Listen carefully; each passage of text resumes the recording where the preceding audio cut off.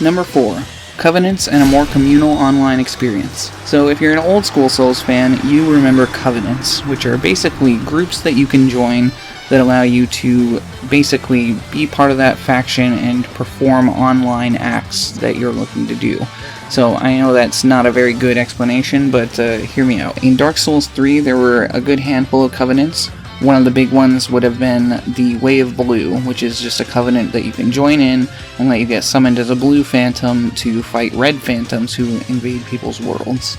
That was a really good way of adding this level of community between certain groups of players. There's already somewhat of a group camaraderie between certain factions like Blues, Sunbros, and Reds, but honestly, it's so weird to me that they have the Volcano Manor in Elden Ring that feels very much like an old school Covenant, but isn't. It doesn't really give you any like special, actual PvP related quests or anything like that. So basically that's what I'm asking for more of, is more incentive to do PvP, more reason to actually want to invade other people, and more reason to want to be a blue or help other players like that. One of the best ideas I can think of would be to try and add purples, like from Dark Souls 3. I can't remember what they were called, but they were mad phantoms. They could come in and they could either help you or hurt you, depending on what they wanted to do. I'm pretty sure they only got rewarded for helping the host, which kind of sucks, or maybe they only got rewarded for killing the host. It was one way or the other, I can't remember anymore, it's been so long.